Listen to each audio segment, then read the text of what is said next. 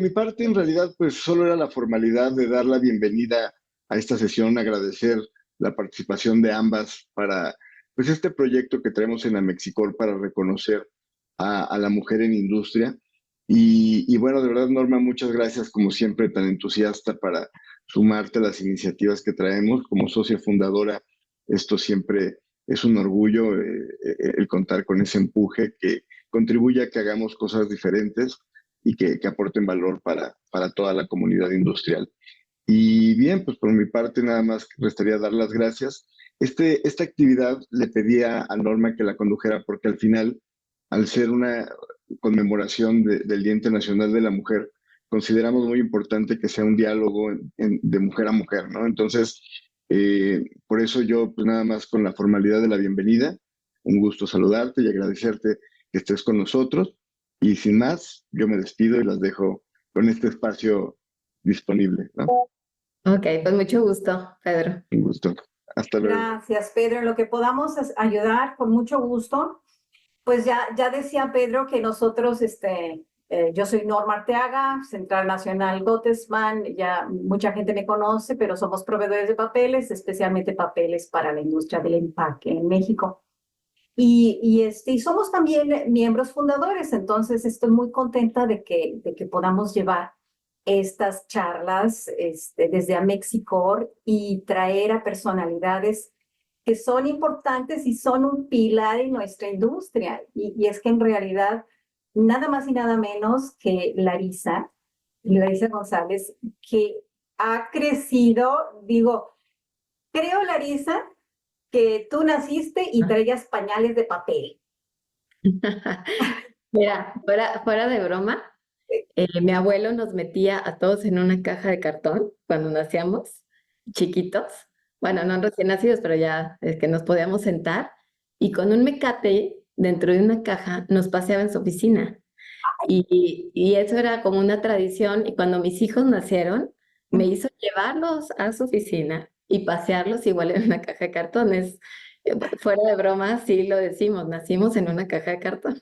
Y fíjate, es que esas memorias, o sea, te conectan. Oye, yo conozco cajas de cartón desde que estaba chiquita, ¿no? Pero en tu caso es verídico, ¿no? Es verídico. Ahora sí que los paseaban en cajitas de cartón. Y bueno, tú creciste en una familia, pues de empresarios, ¿no? Creciste en una familia de empresarios, creciste en la industria.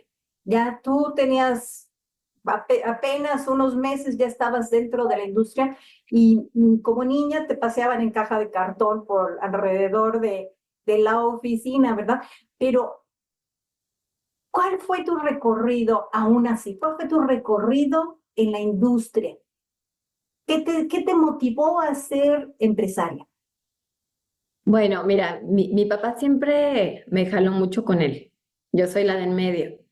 Entonces, luego, yo soy la segunda, luego 8 años después nace mi hermana, la más chica, y entonces, pues ahí es donde yo empiezo a partir de los 8 años a jalar mucho con mi papá, y acompañarlo en todo.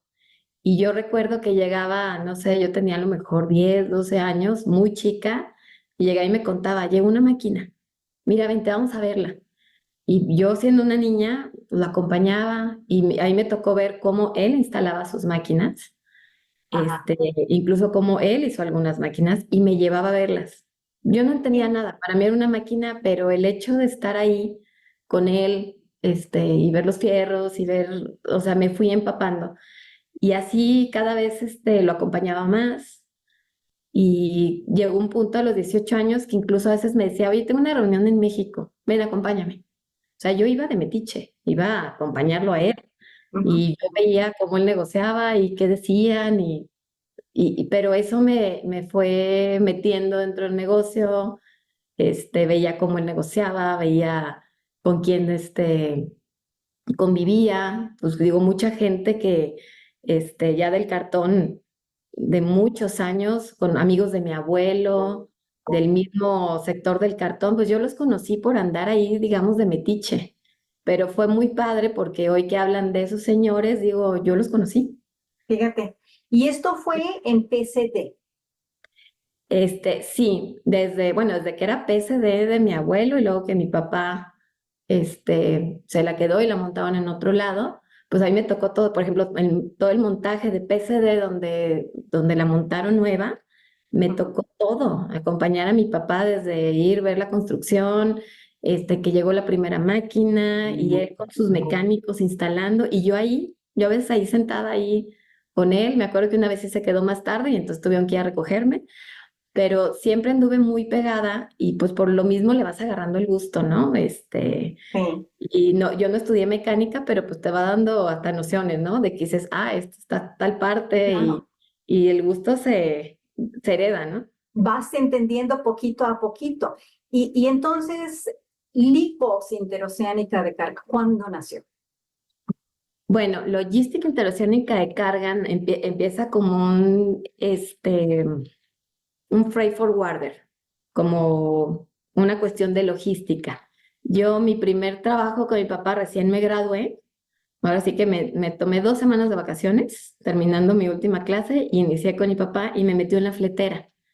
Ah, Empecé a ver todos los repartos a todos los clientes y ahí fue donde me empecé a involucrar más en toda la logística y empezamos a comprar camiones para ir a puerto y a frontera para traernos los rollos de papel.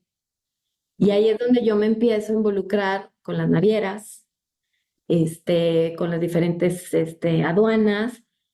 Y por azares del destino, con un socio, yo inicio logística interoceánica de carga, precisamente por los contenedores marítimos. Pero bueno, al final, cuando mi papá vendió su empresa, yo esta empresa la deshice con el socio siguió con el negocio, pero yo me quedé con el nombre. Y ahí es que por eso nos llamamos así. Yo empecé a facturar con esta empresa, le amplié el objeto social y pues ya se quedó este nombre. Hicimos el nombre comercial como Leakbox, pero realmente nace del área logística, que fue mi primer trabajo con mi papá. 5 años estuve ahí, viendo todo lo que eran importaciones, exportaciones y moviendo a nivel nacional mercancías.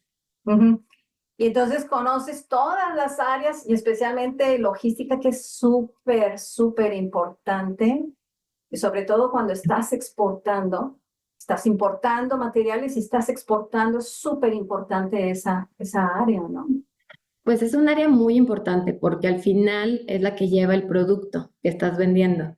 Entonces, al ser mi primer trabajo, me di cuenta que la parte más importante del servicio, la del transporte. Ah, O sea, si el transporte no llega en tiempo, ya quedaste mal con el cliente. claro. Entonces, el hecho de meterme en esa área, me involucré en el servicio. Al final yo trataba con los clientes finales de mi papá porque, pues, no, o sea, todo tenía que ver con eso. Y bueno, parte de lo que hoy hago en mi negocio precisamente es dar servicio. Entonces, sí me sirvió mucho empezar con mi papá desde esa área y me fue metiendo en todas poco a poco hasta que le pude ayudar un poquito más arriba, ya meterme al área de ventas de caja, pero bueno, siempre conociendo todas las áreas hacia abajo. Y la logística, bueno, además de que todo es el área que más a mí me ha gustado. Sí, ¿no? Y me supongo que para los clientes del exterior, cuando ven pues un muy buen servicio, pero sobre todo que está cuidado por una persona, una mujer, yo creo que eso abre puertas, ¿no? Porque es fácil identificar el que una mujer esté, pues, bueno, no, nada en contra de los hombres, pero creo que las mujeres tenemos un poquito más de esa parte de servicio, de dar la cara al servicio, ¿no? Y nos ubican de esta manera. ¿Tú crees que algo tuvo que ver en esa parte de ser mujer o no ser mujer?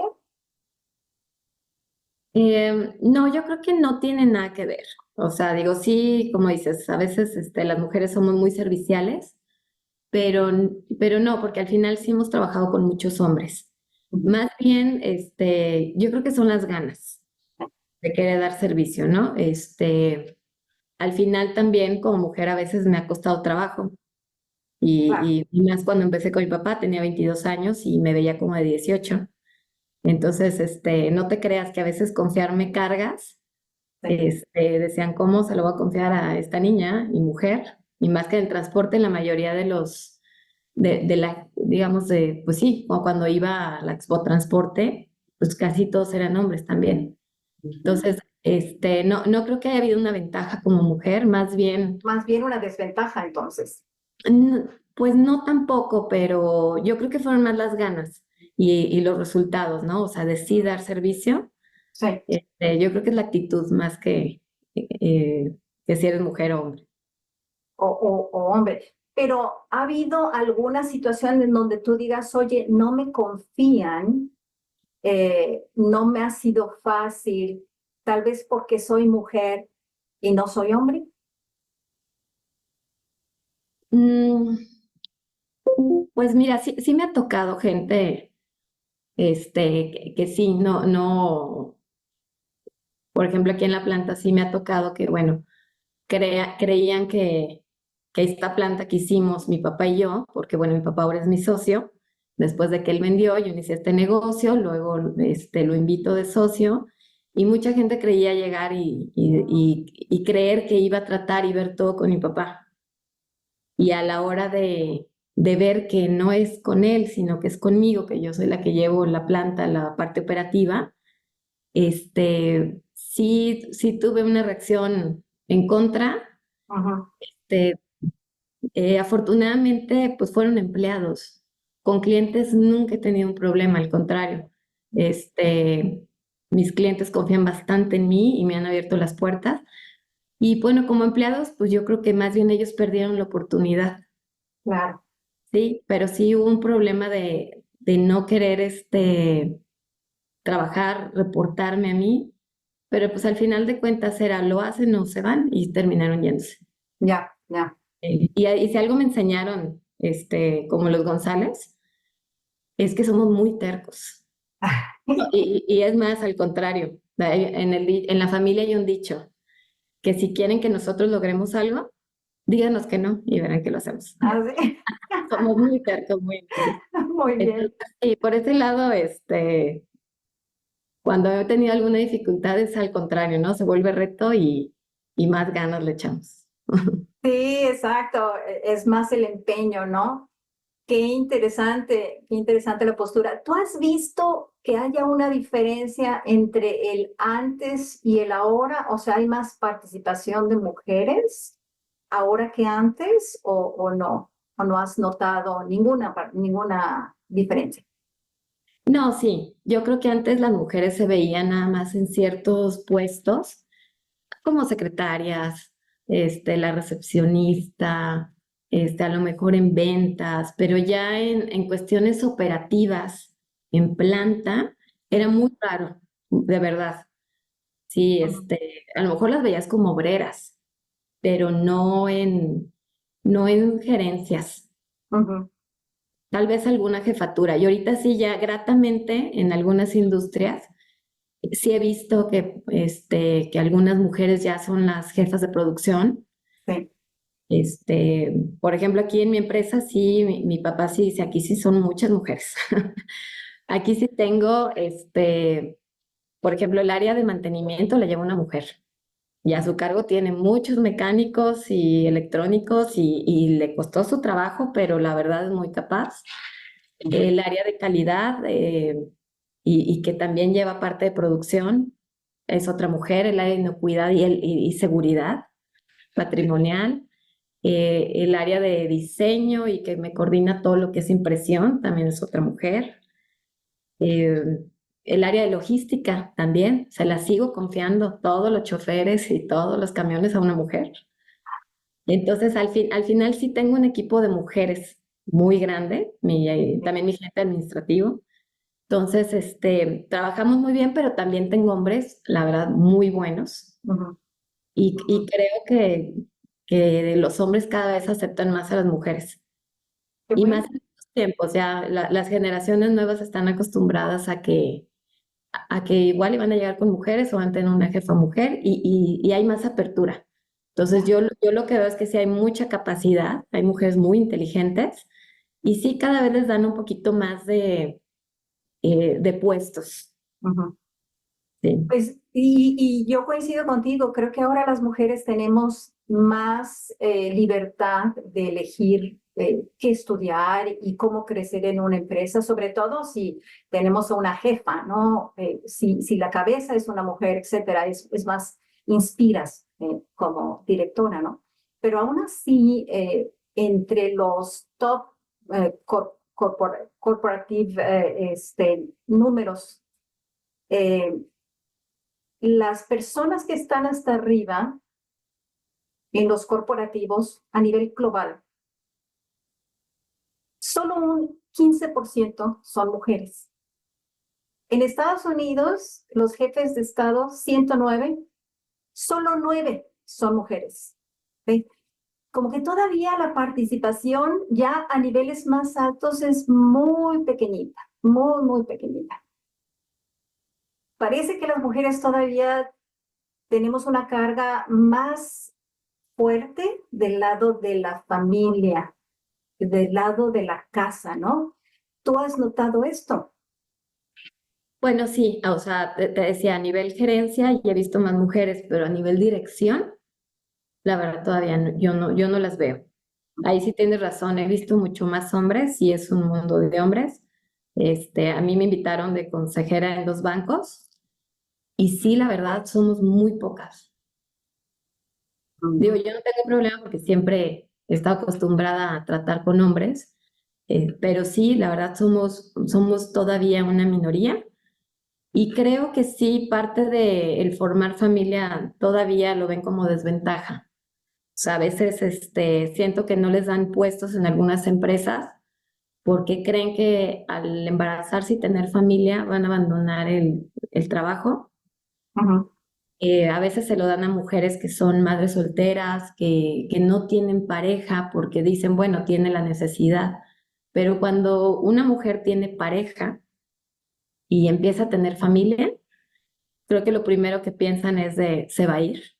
El marido, o sea, se va a dedicar a los hijos y a lo mejor después de un tiempo regresa. Entonces, creo que por ahí va en muchos corporativos grandes Ah, que no les dan esa confianza por el miedo a que se vaya y tengan que reemplazarlo.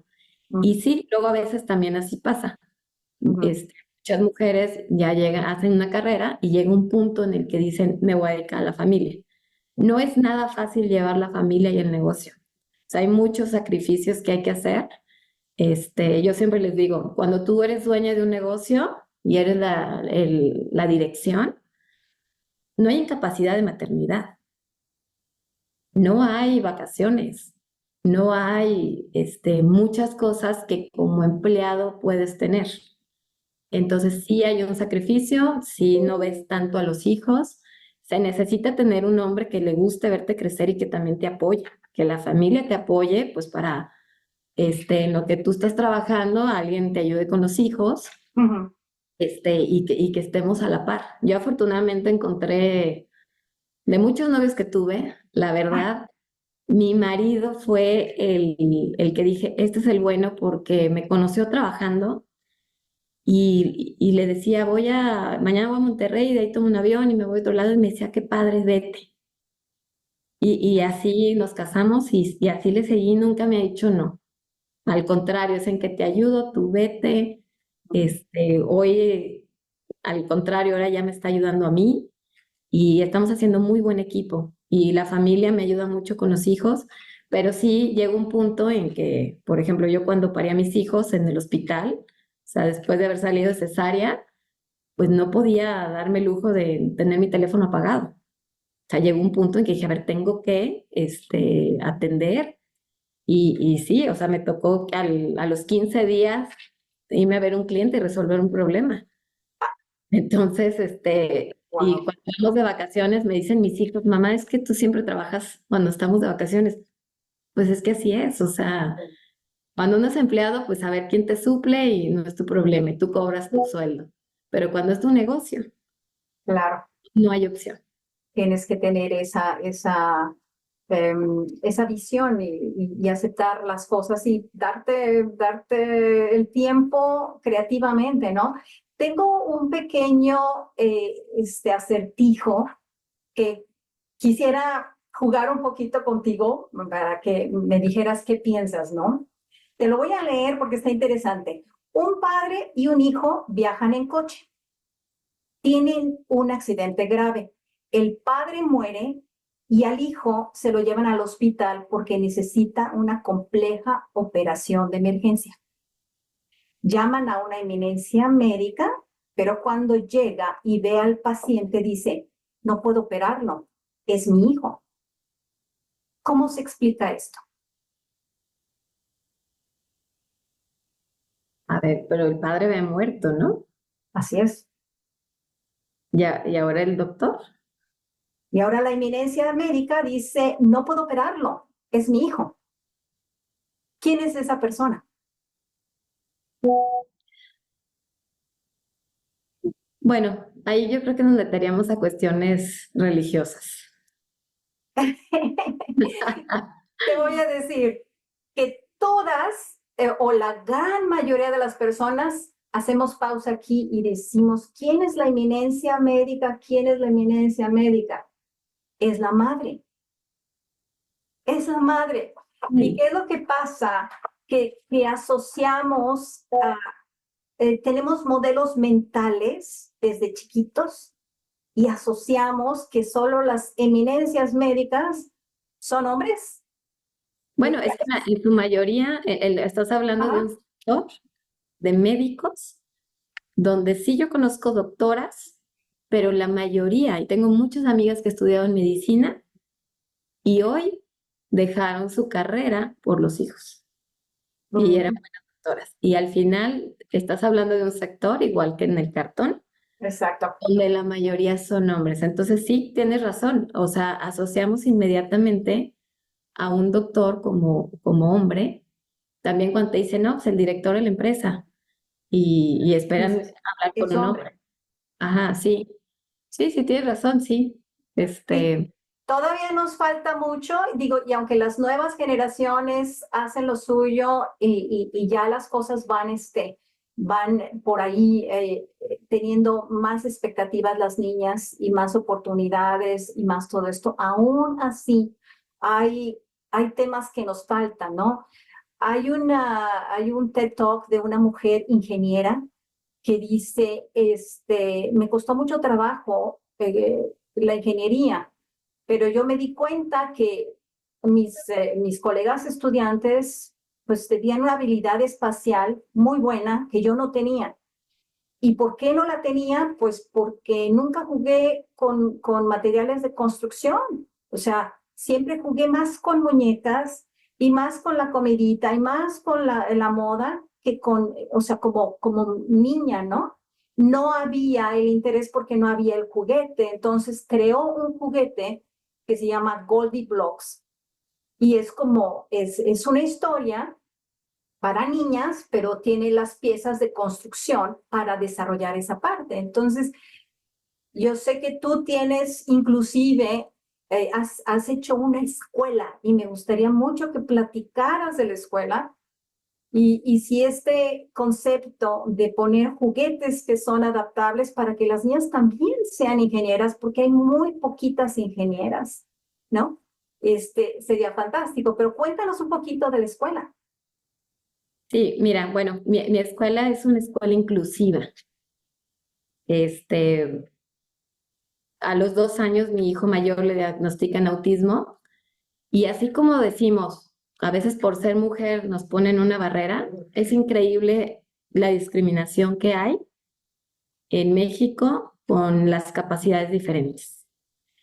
En una escuela primaria, yo venía de un kinder con mis hijos muy inclusivo y me topé que no había una primaria inclusiva.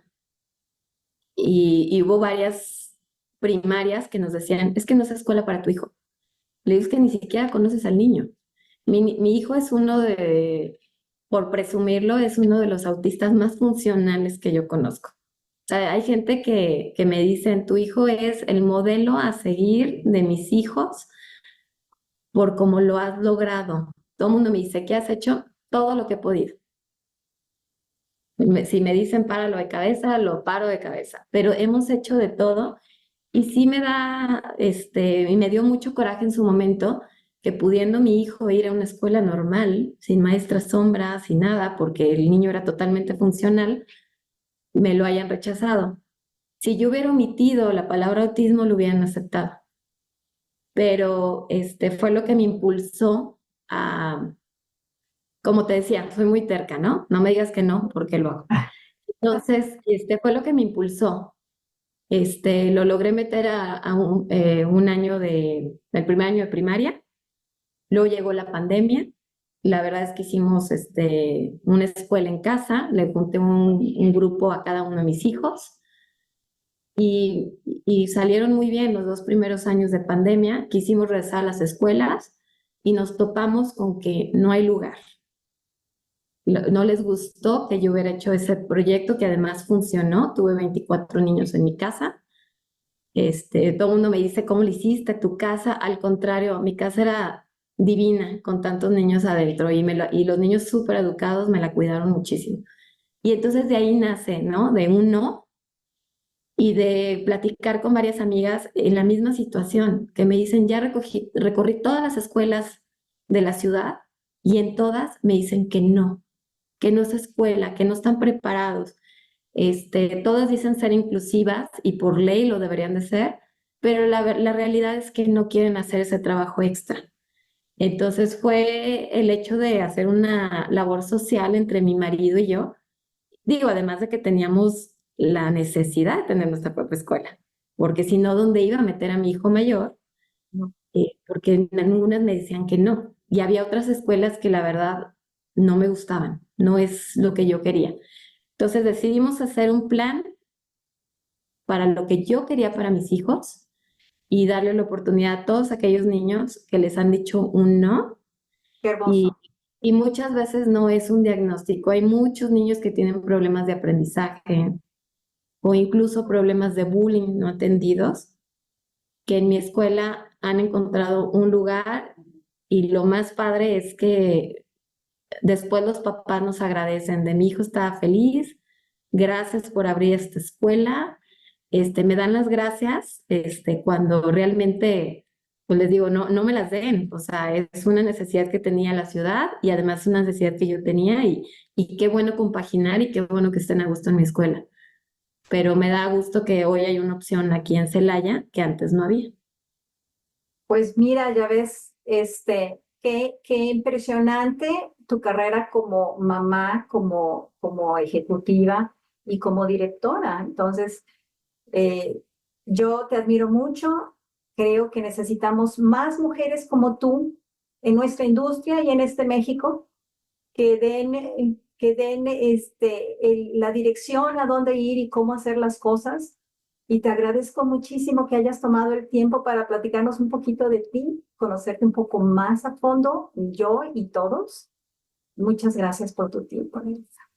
No, al contrario, Norma, gracias. Y ojalá y sí, más mujeres se animen cada vez más a abrir negocios, no nada más a pedir un puesto, a Y a ser, ser intrépidas como tú. y a que se avienten a ser empresarias.